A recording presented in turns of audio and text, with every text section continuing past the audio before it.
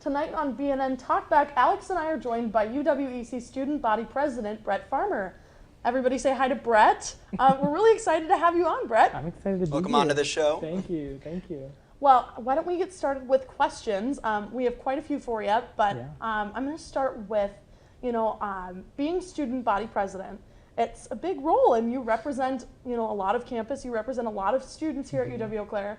And you're on your way out now, We just had, I think election results are out tonight, right? For whoever's coming next, which is exciting. We'll probably talk about that later. But it's super exciting, for you too, because you've had a lot of time to make some change on campus. Yeah. So I just want to talk a little bit about some of that change, and some of those things that you did while you were here. Yeah, absolutely. It's been a great 4 years. But yeah, so my name is Brett Farmer. I'm current Student Body President. I was Student Body Vice President before that. I've been involved in many things, given tour as an ambassador with you, planning events in UAC.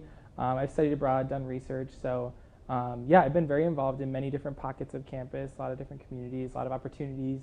And I think of that all, Senate has probably been the biggest role, I think, just because it's been fun for me. It's been very rewarding for me, especially I think reflecting now on my 4 years, how I kind of got involved in Student Senate and how some of the leaders like before me kind of brought me into campus and into their circles and had me getting involved in Student Senate. And I'm kind of doing the same for some of the younger students here. And like you said, now tonight the new election results are posted, so we have like a president, vice president elect. So I'm like actually on my way out. So yeah, it's been wild, but it's been very, very fun and very rewarding. So yeah, and specifically related to Senate, there were a couple big things that you just recently accomplished, because we talked a little bit earlier about some of those big, your big three as coming in as president. And if you would just talk a little bit about those things specifically, things that you're kind of leaving a lasting impact, a huge lasting impact on Senate and on campus. Yeah, 100%. When I got elected literally a year ago today, one of the former Student Body Presidents who now works on campus, Jake Rassi, he told me, he was like, his biggest piece of advice, he was like, as president, you're going to want to accomplish all these things. He's like, but just the way the year works and the things you get pulled into, like, you're not going to accomplish as much as you think needs to be accomplished. So he was like, come up with 3 big goals for yourself that you'd be really happy to accomplish. He's like, and if you can knock out one of those by the time you're out, he's like, that's a successful session. And so the 3 goals that I made for myself, along with Sam Consiglio, my vice president, was to change the culture of Student Senate, to be more inclusive, make it a stronger, more positive community. When we got involved, it was a lot of the students that were involved had a hard time kind of drawing the line between like the work-life balance, what they committed to Senate, how stressed it got them, how overwhelmed it made them. Which just kind of led to toxic relationships. So it was not the Senate that it is today. So we definitely changed that, and we I think practiced our own self-care with ourselves, and that just kind of trickled down into the whole body. So it's a great community now. It's very inclusive, it's very friendly, and it's just a great group of people. So that change was a really cool one that wasn't quite as tangible, but 2 of my other big goals that I had was first to rewrite the bylaws, because the bylaws are like our functioning document. We did have a lot of stories on the bylaws getting changed up, because that was a pretty thick right, document. As you heard, it was about that thick. There was 140 pages roughly, and we cut it down to about 66.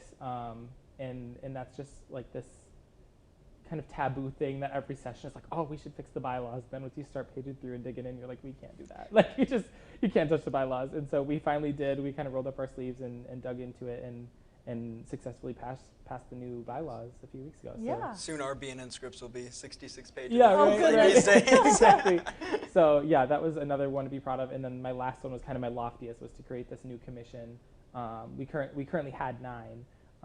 And so creating a 10th was kind of this wild and out idea that I had, but I feel like we had a hole in student government where we didn't really have a formal group to advocate for student health and wellness, whether that be student health services, counseling services, SSD, dining, like all these different pieces that can play into student health. We just kind of hope that we have students engaged in our body every year that are passionate about them, but we don't have like a formalized group, whereas we do for like events and sustainability and finance, all these things. So yeah, we took a few weeks. We created a committee that kind of was tasked with creating this new commission and outlining their duties, and we passed that last week. So my big 3 were accomplished. Nice. So I'm Amazing. technically not out of office for like 2 weeks or so now, but it's kind of nice to just help everybody wrap up all their big projects. Honestly, that's that piece of advice that the person in your position gave you before, like to set a big 3 is really like a really good piece of advice, because I feel like in life, like it's like you gotta set obtainable goals for yourself, and especially with the amount of time that you had, it's really good that you were able to get your big 3 done. Right, and I think with like a position like this, especially, you get like I said, pulled into conversations with the chancellor and meetings and issues. Just year by year, different things come up. Like this year, a lot has gone down with the Board of Regents and like system-wide, and so I think it could have been very easy for me to kind of remove myself from the campus and focus on bigger things if I kind of hadn't kept my blinders on at times and been like, no, this is what we can accomplish and need to accomplish. So yeah, just kind of understanding like what's attainable and what's the most worth your time, I think is so important. Yeah, I think that's incredible, and your commitment, to the students here at UW Eau Claire is amazing.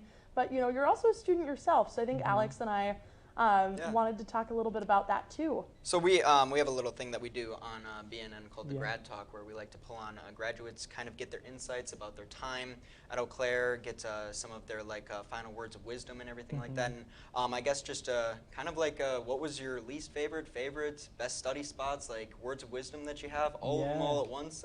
You're the only one here tonight, and I'm one of the graduates, so the spotlight is on you. Yeah, like to talk about it.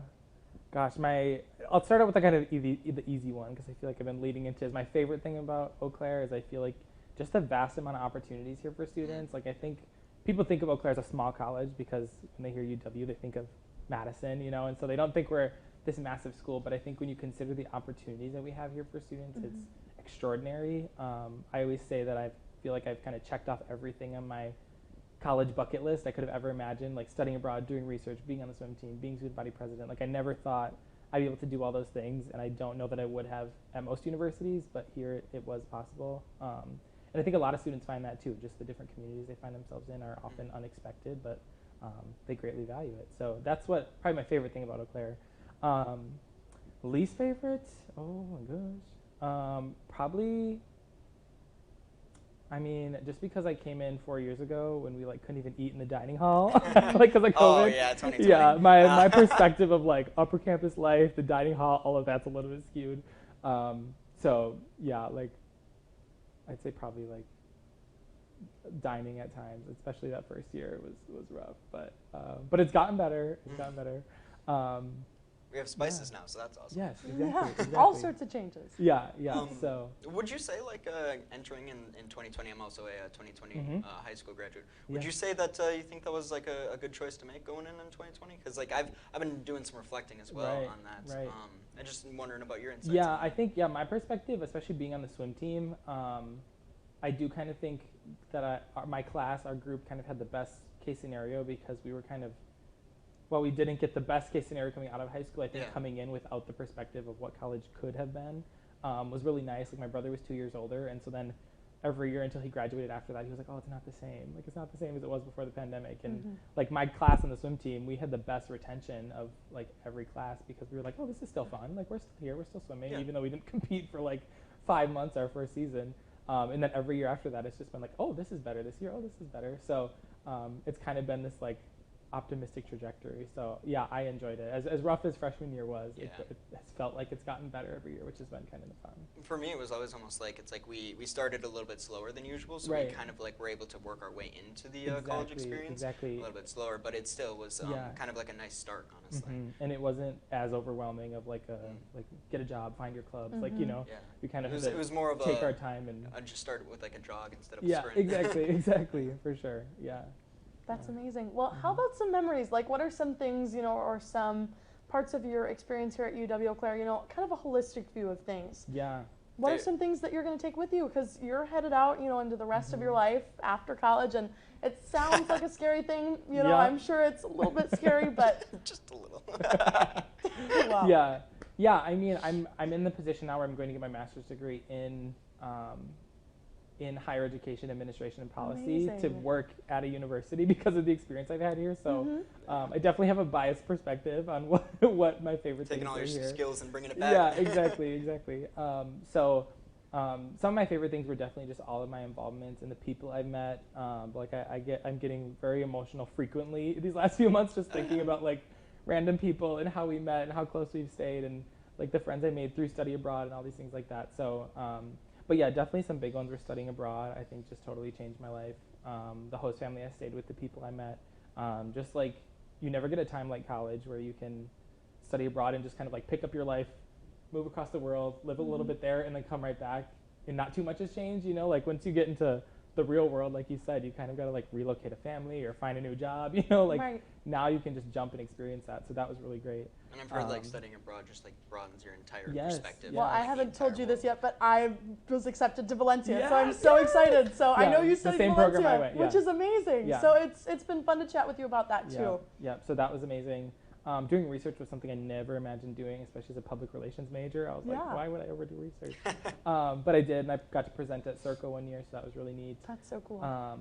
Yeah, and of course Student Senate, all the like mentors I've had and the people I've met have been great, and obviously led me to like a whole career path in my life. So just that in general has been amazing, and I think all the little things along the way too, like the people I've met, and yeah, just like all the random connections, like especially now as I'm leaving, like just everybody, I'm like, we need to stay connected, so it's so cool. Falling in a line, and then the last one hits, and you're like, oh. Yeah, exactly. So yeah, and like professors and faculty, like there's just so many people that I know I'll stay in touch with for so long. So of course. Yeah, no, in college, a lot of the friendships and acquaintances that you meet there, you take into your life for the rest of your life. So. Yeah, and I met my partner here, so that's amazing. It's been great. Well, all of that is so fantastic, Brett. You know, the last thing we like to ask is like, what sort of, you know, you're leaving quite the legacy here, but on, you know, a basic level, what sort of thing do you want to say to maybe people who are prospective college students or starting their college journey, or at any point, you know, before that senior year that, you know, they're looking at their college journey ahead of them, you know, while you're looking behind, and kind of tell, you know, what would you say to them, or what would you say to yourself when you started your college journey? If you could tell yourself one thing, the words of wisdom that you've gained from all of your 4 years. For sure. Kind of like you alluded to, like I had said, like just trusting yourself and not really doubting your abilities or your opportunities. I think it's so easy to kind of get caught up in your head and think everybody else around you's got it figured out, and you're the only one that doesn't know what your next step is or what you're going to do with your life. But everybody's playing the same game, you know, so you got to trust yourself and chase your opportunities. If something sounds like it'd be worth your time, take some time and try it, run for it. I think especially at this point in life, it's kind of the easiest time to try new things and take chances. And hope it all pay off in the end. So. Well, that's amazing. Thank you so much for joining us tonight. You know, we're really happy to have you here, and it's been great to get to know you too on a personal level, not just as student body president, but thank you for sharing some of your insights and words of wisdom. It's I think I really do hope that these little interviews will be seen by a freshman one day, and you know, they'll take some of these words of wisdom that we've gained over the years and take them into their college career. For sure. So, thank you. Yeah, thank you guys. Awesome. That's all that we have for you tonight. Join us next week for your latest news, updates, and weather. Make sure to check out TV10 on Instagram, TikTok, and subscribe to our channel on YouTube. I'm Marissa Day. And I'm Alex Rubio. Thank you, and good night.